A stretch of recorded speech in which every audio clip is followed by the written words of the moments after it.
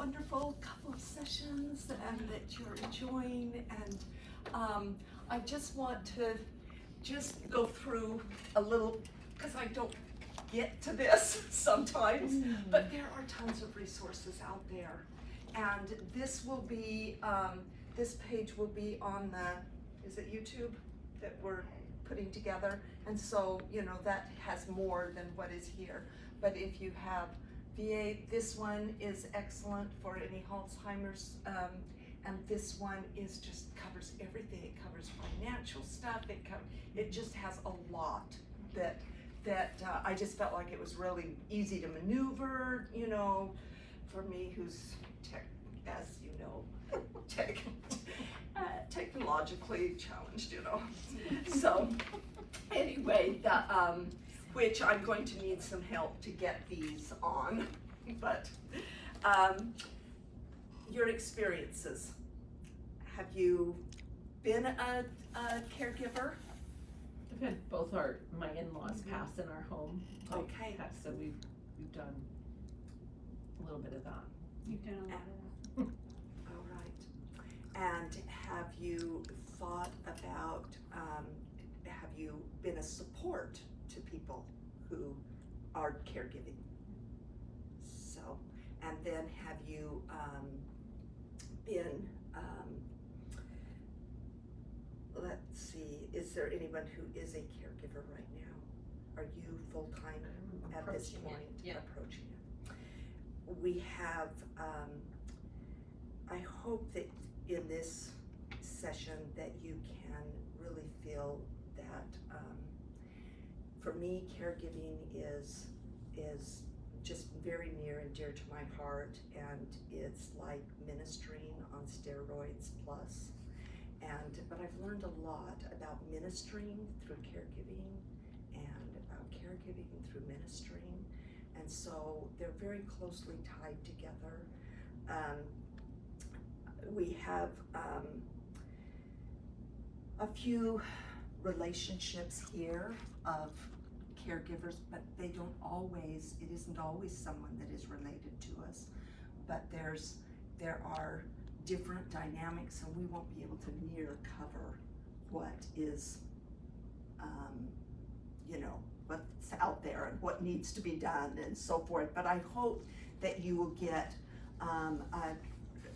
glean a little bit about your caregiving, about, let's see, let me just read this real quick. That with the variety of situations, that you'll be able to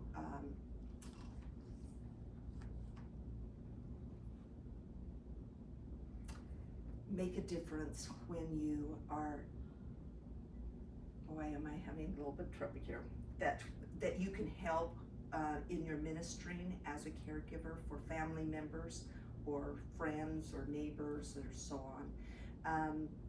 Also think about the ways that when you need to have be cared for, what you can contribute, the difference that you can make. I think that's something that I appreciated about my mother, is that I felt like she aged well, she made decisions well, she handled her goodbyes of the things of losing her independence, of not being able to drive, of not always being able to follow a conversation or enjoy something that she enjoyed before. So all of those are in a sense of the goodbyes in life. How did she do that? Yeah. Why? Yeah. That would be, And granted, she was very sharp right to the end. And she had been, one of the things that she dearly, dearly loved was working in the temple. But she had been in the temple long enough to know that some people didn't choose to leave on their own. Mm-hmm. They had to be asked to leave. And so I just think that was she had experiences and was aware enough that some of those things became, she kind of checkmarked that, and when I get to that point, then. So that's something we can do ourselves. It's not something we can help someone else do, right? It's So my sister and I did this wrong. When my mom got released from the temple, we tried to sugarcoat it. And it made her really angry, and she ended up driving into the temple and it got right into the prison's face. We were like, she didn't remember him talking to her, and he had talked to her and called us and told us he was releasing her and why. And yeah, so I mean, how could we handle that differently? Yeah, Maybe you can't. and especially when there's not the memory. That those are such challenging things. I want to share a little experience, and I hope some of these experiences that I share that will kind of clue in maybe some of the things that you'll come against.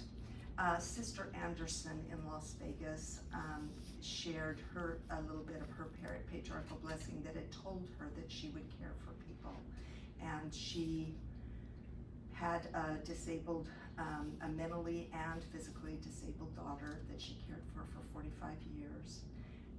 Her mother-in-law had bad knees, and she cared for her for 13 years. And her mother and father, she cared for them until her mother passed, and then later cared for her father in his last months. And then in 2015, her husband was diagnosed with dementia. And so just sharing a few of her experiences and what they had decided to do. One of the things is they wanted to remember, they help them remember who they are. And so she made a book of pictures so that they've spent many hours going through from his childhood all the way up to them having a family. And that has brought a lot of comfort to them. Now, whether that will work with every person, I'm not sure, but I did see it with a gentleman in our ward, is that I felt like that he just kind of came alive. His sister had made something about his, a little tiny notebook of what his service, his time in the military was. And he just lit up.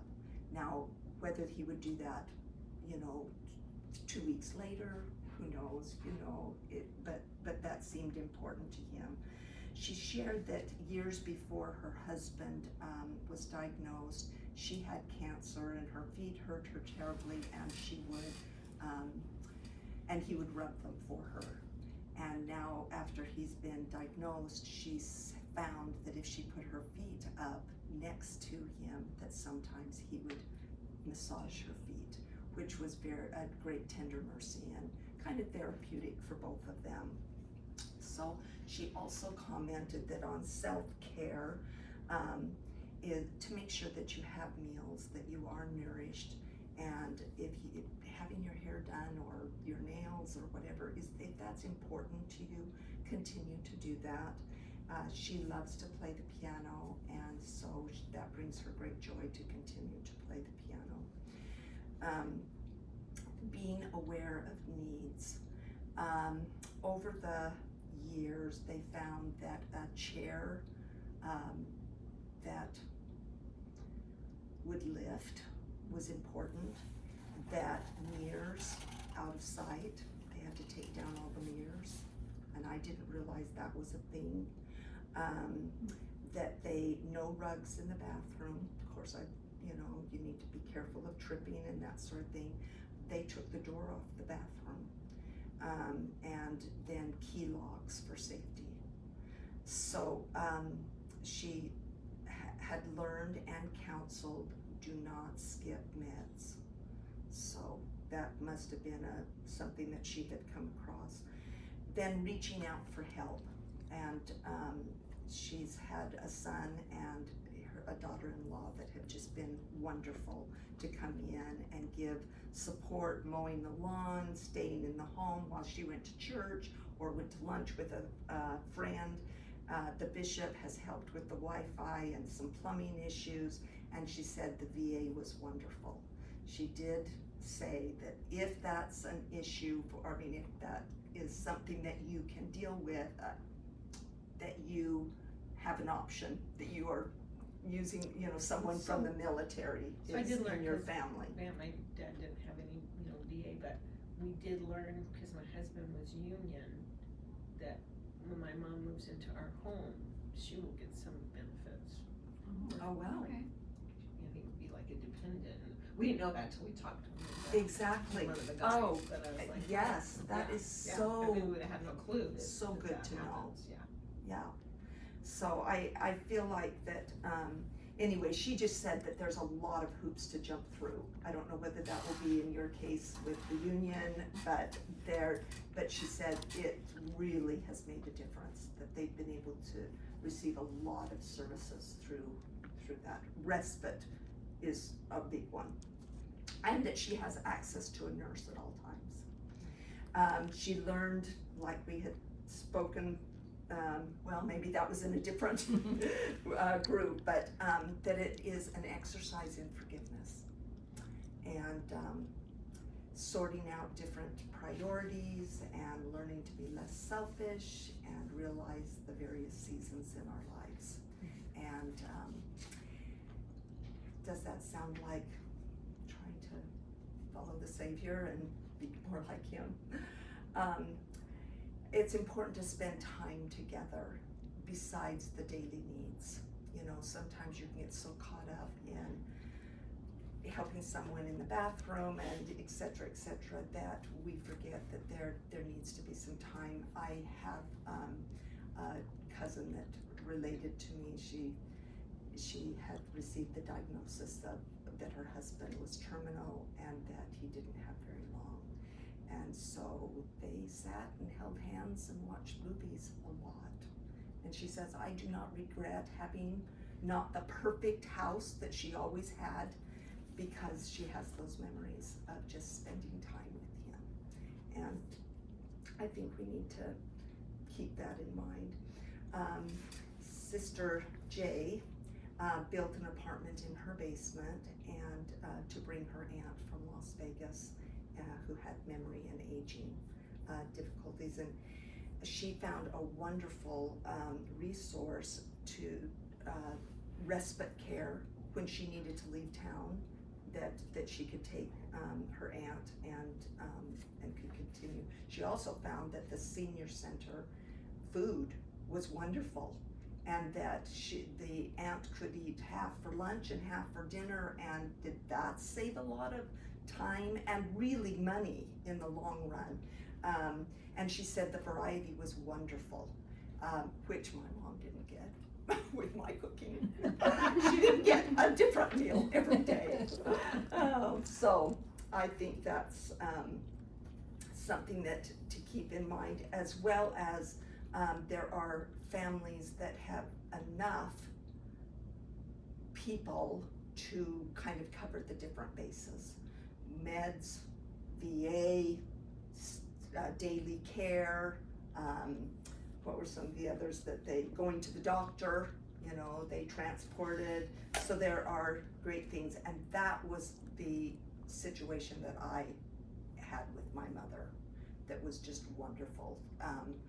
It was already built in. She was close to two of my brothers and their wives and families, and so I would call her on my way to work, and we would be able to share the day before it got too damn much down the road, and I'd take meals in and so forth. But when I went to live with her, they had things really taken care of. A sister-in-law did the cleaning and visited regularly every day of the week. That her children were in an elementary right around the corner.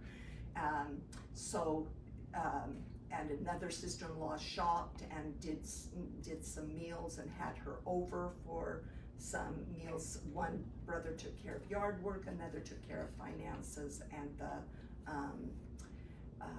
fixing repairs in the home and that sort of thing. So if you can share the responsibilities and put them, you know, that really makes a difference. So when I walked in, I was able to assume some of those responsibilities and give them a bit of a break, but it was just sweet to see how she was so well cared for.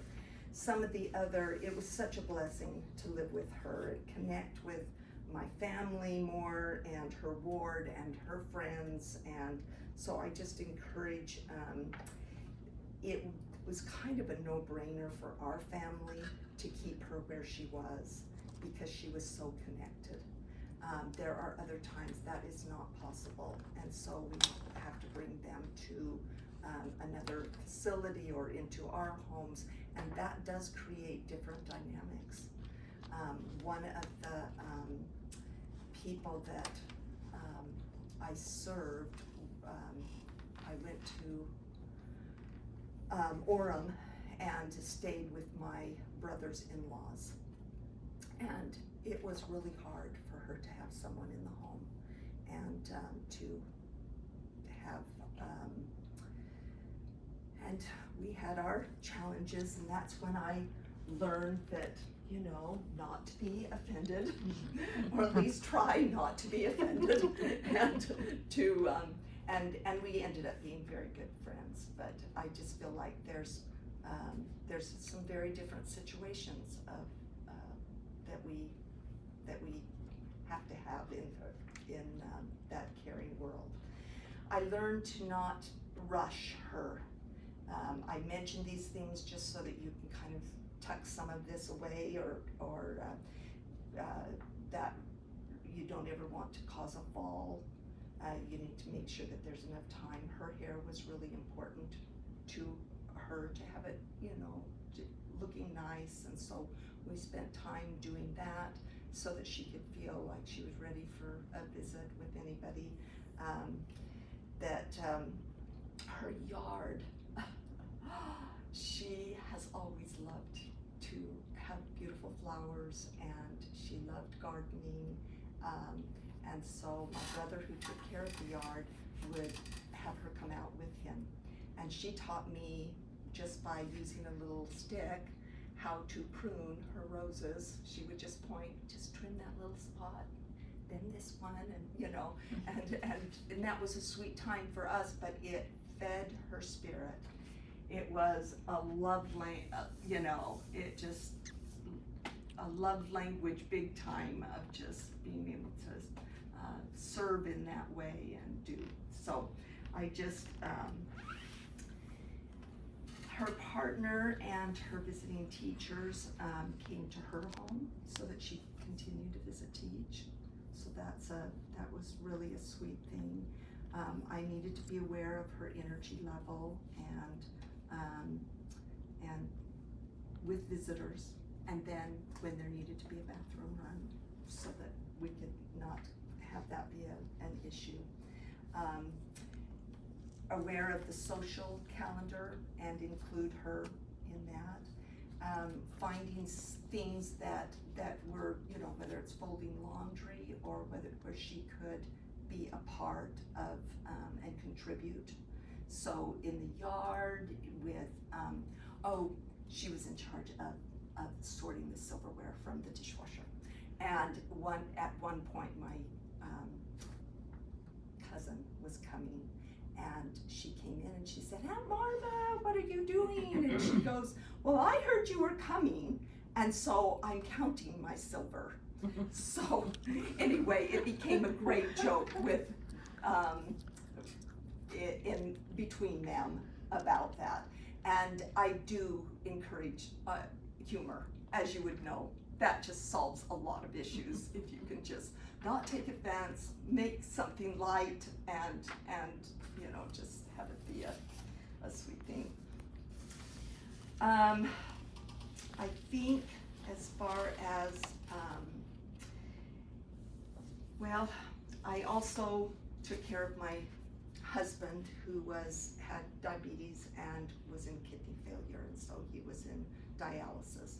And the thing that really, really made a difference, at least for me, and kind of moved things along, is that I had his all of his meds put on a grid on the computer, because things changed all the time.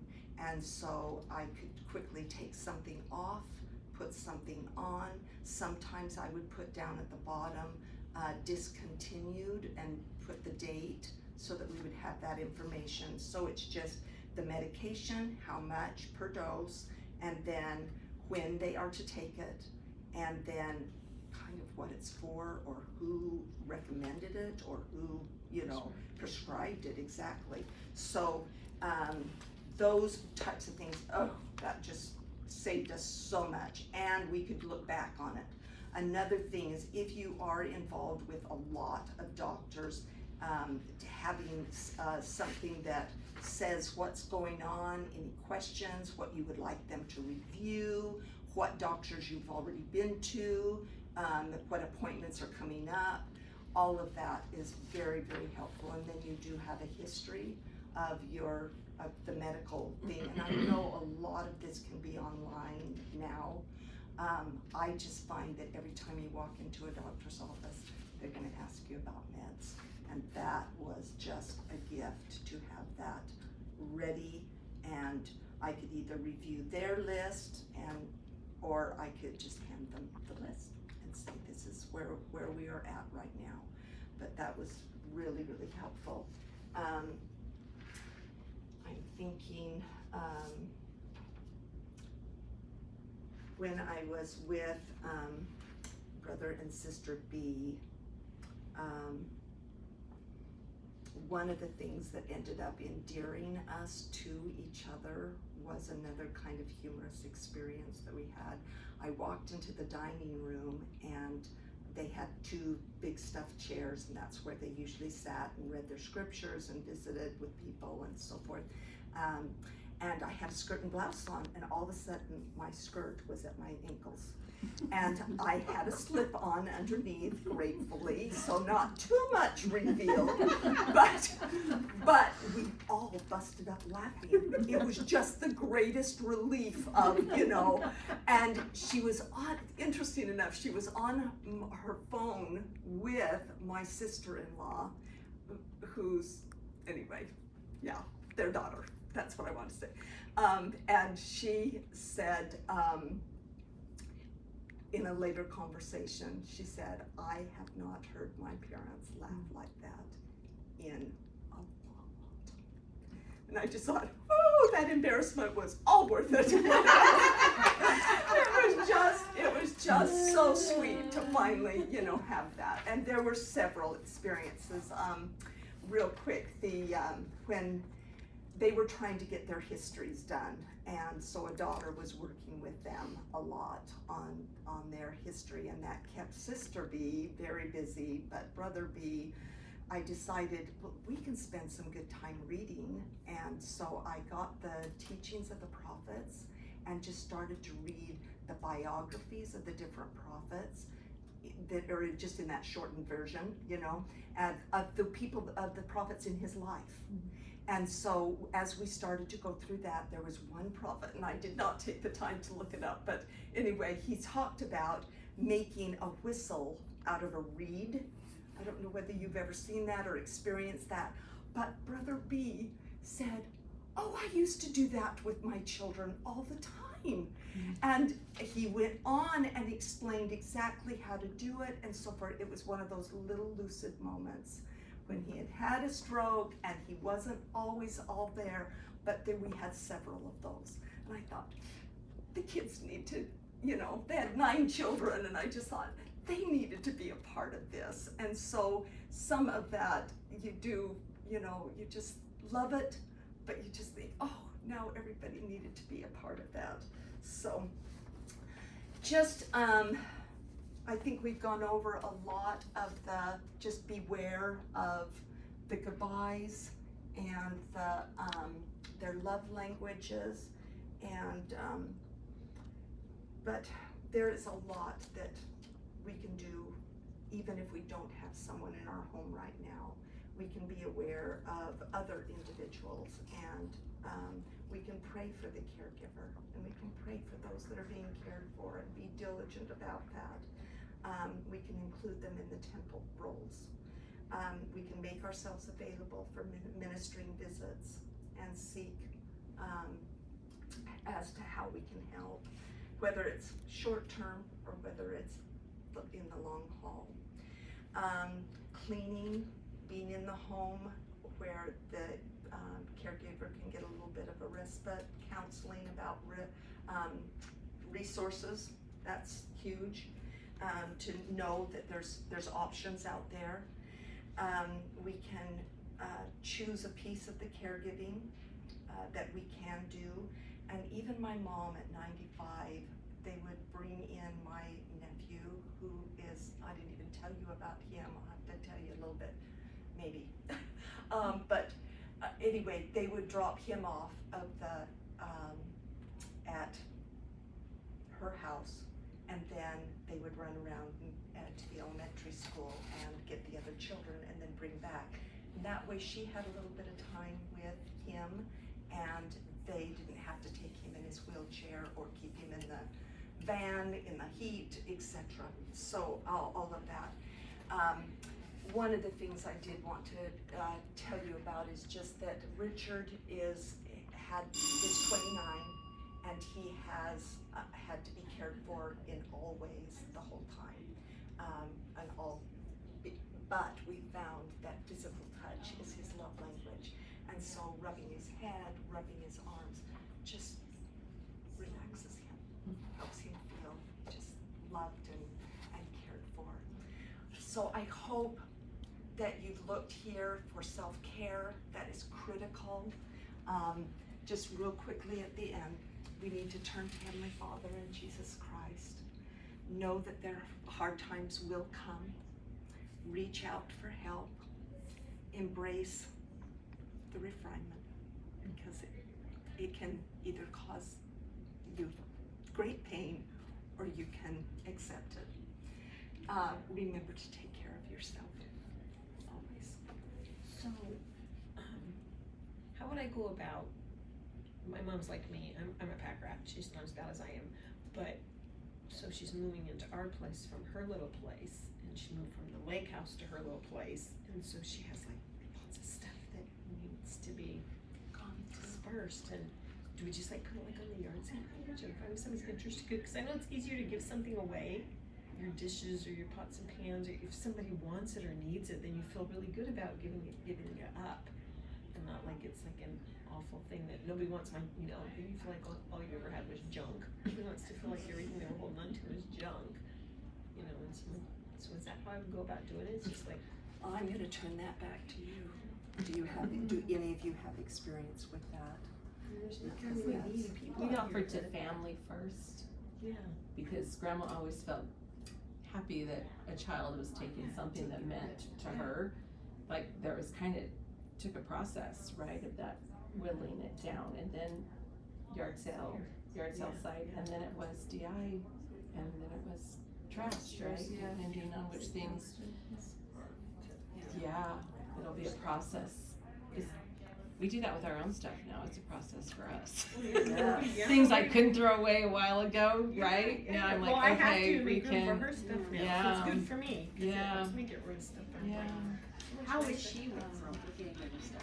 oh, she has a- yeah. So it's gonna be a process for her, So like I trying said, if to somebody like. wants it or needs